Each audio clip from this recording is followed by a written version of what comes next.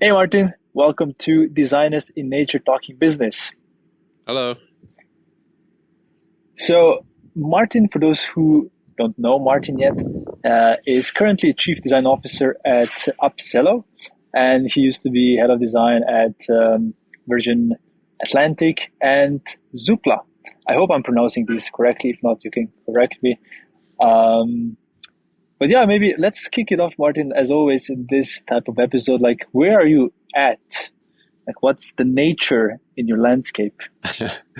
um, I'm outdoors. I'm outdoors at my home, in my garden. It's my home. It's also now obviously my workplace and has been for the last 2 years.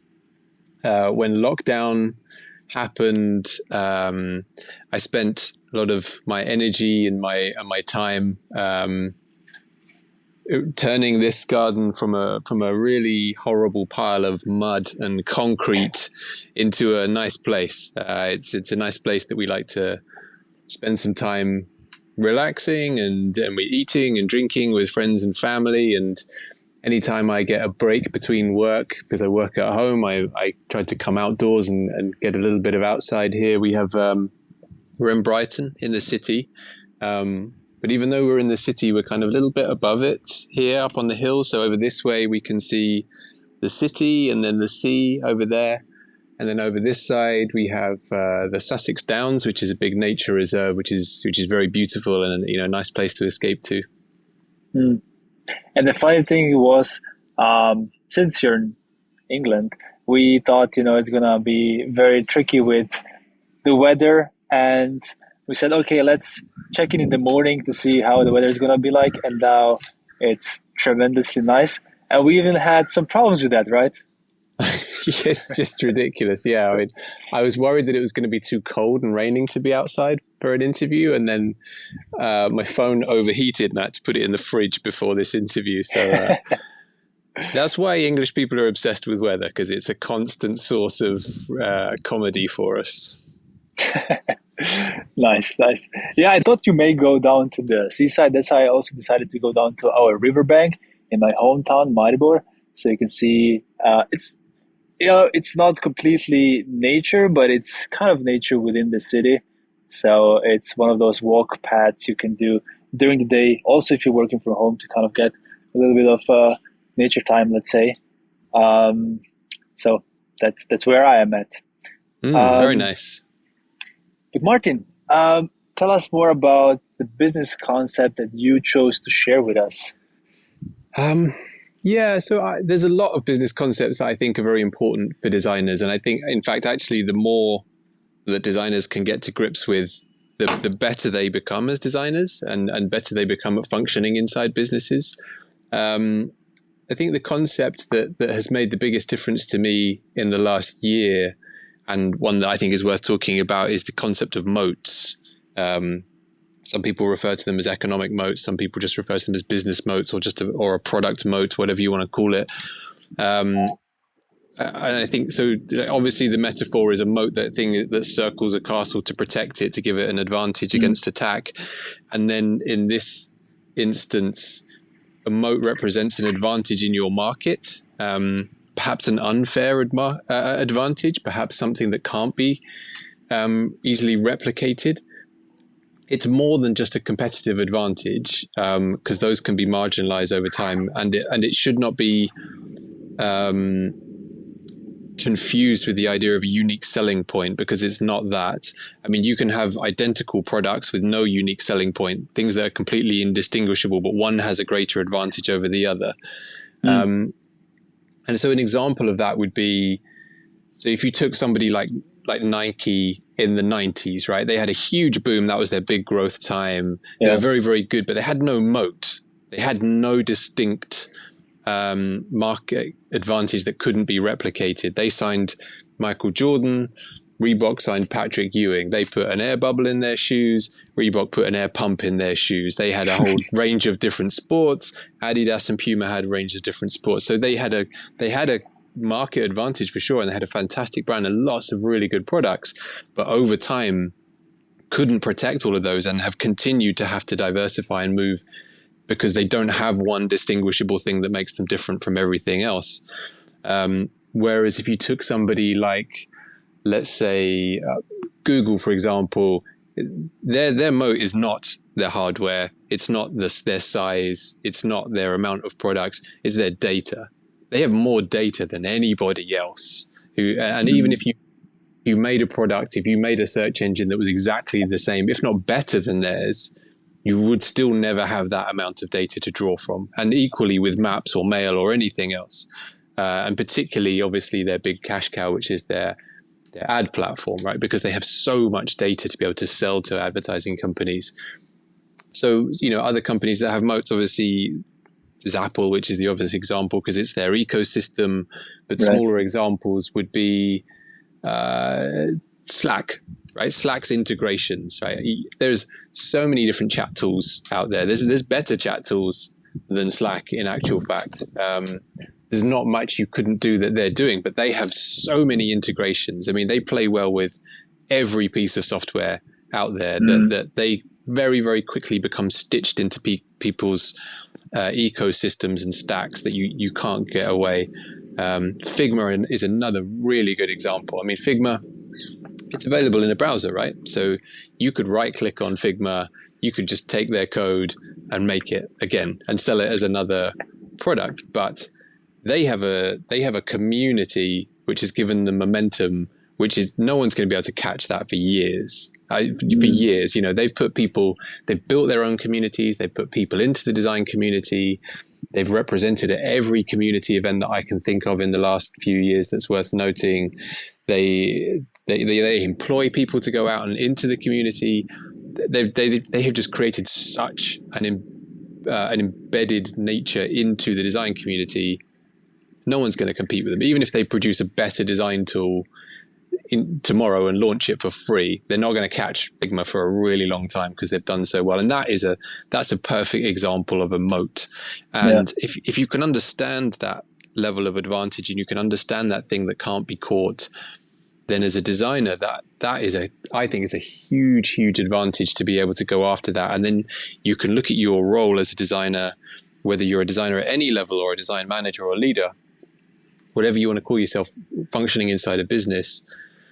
If you can deepen that moat or create one where there isn't one, then that's just a fast track to phenomenal success, not just for you as a designer, because you get to create a product that's scaling extremely effectively, but for a business, which therefore funds your design work. And so, for designers, it then becomes no longer about designing more features. It's no longer about designing a more fashionable brand. It's no longer about designing nicer animations.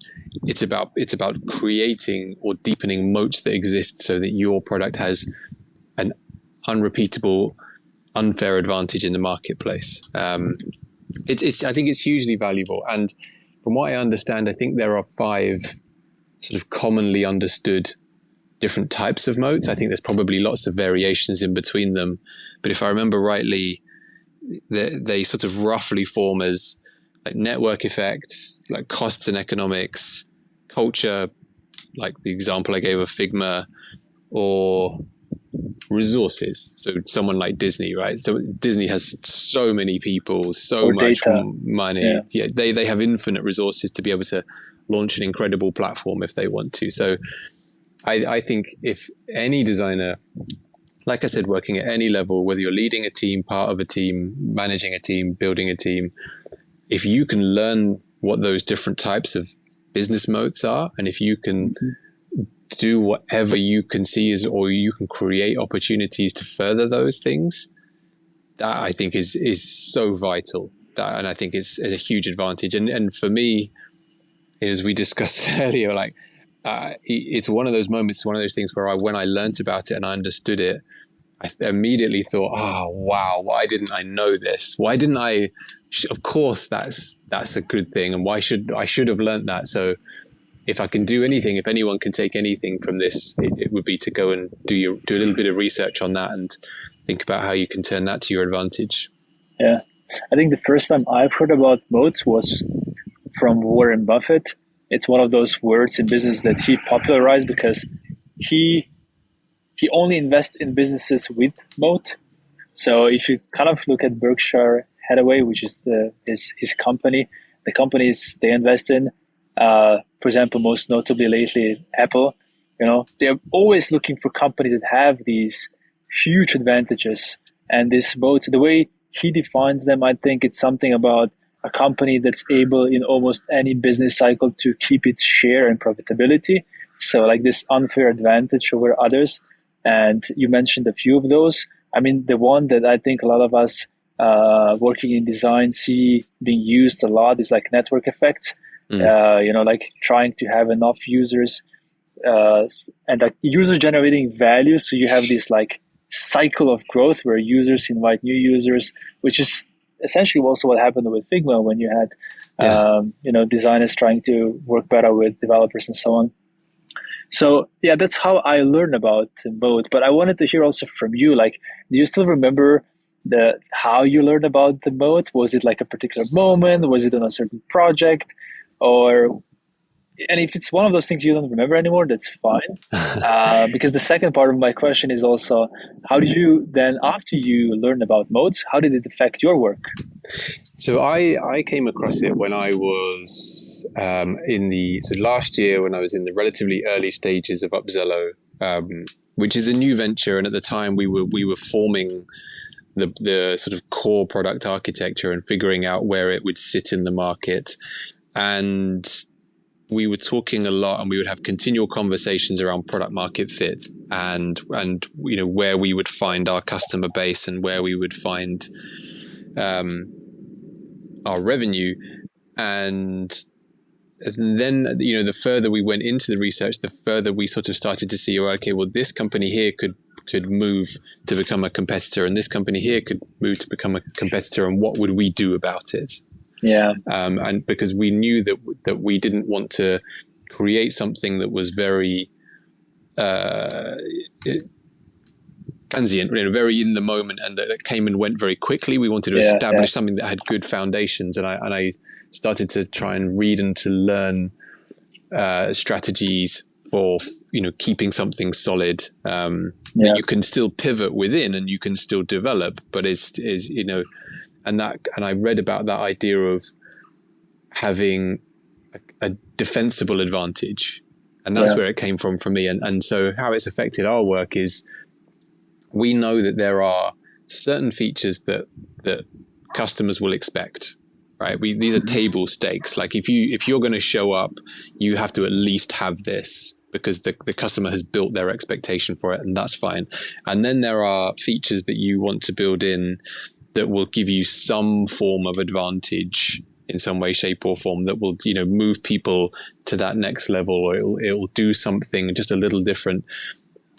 But underneath all of that is the thing that makes you not just different to other people, but unable to catch. And so it's something which we've been very, very keen to build into Upzelo right from the very, very start, and protect as well. Every time you're doing anything and developing or pivoting or moving or evolving a product, you have to make sure that the thing that stops you from being copied is protected. Because when you're a young company in a small company, we've all seen this lots of times, right? You can get swallowed really easily. A very, very big organization could come along, deploy a product team, and just take you out of the market. And we obviously want to protect ourselves against that kind of stuff. Yeah. So it's had a big effect on us. Yeah. What I love in your answer is it kind of hides how you can use it in your work. So for all the listeners, like you talked a lot about competitors and expecting or, playing out what they could do to make you obsolete in a way, right? So what if this competitor tries to enter this space? What if that company tries to copy us? And I don't see a lot of designers doing that because we're mostly concerned with users. But I think if we apply a little bit of the empathy towards competitors, it just becomes such an interesting exercise. Like, why wouldn't they copy this thing? And that's what has happened with, I believe, Instagram and Snapchat. They were just basically just copying their features. So Instagram was copying Snapchat features, and you can see it all across tech, where building a product is, let's say, relatively easy compared to manufacturing or something like that, and then you need to have a different type of moat to disable someone from just easily copying you.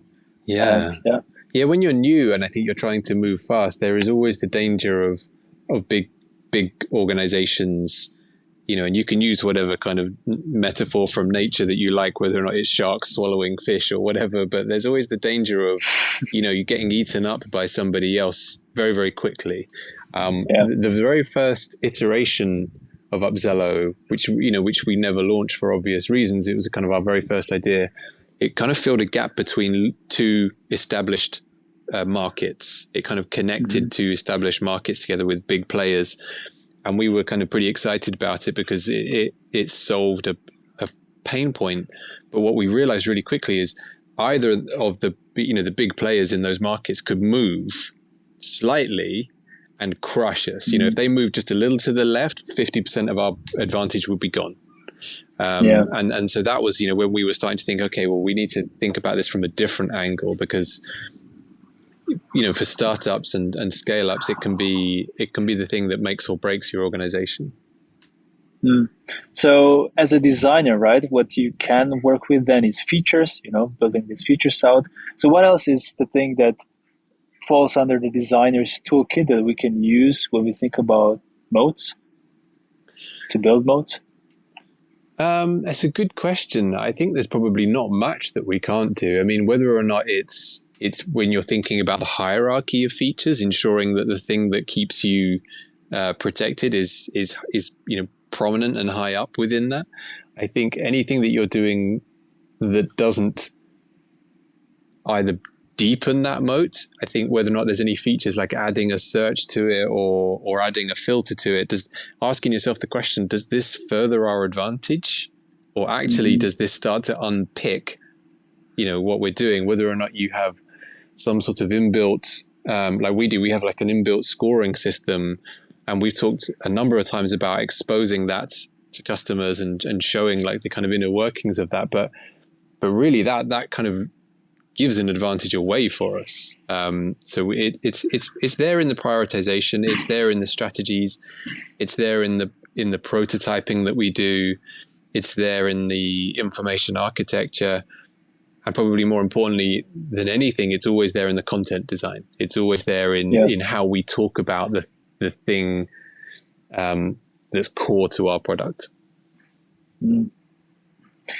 I think we packed or unpacked moats pretty well.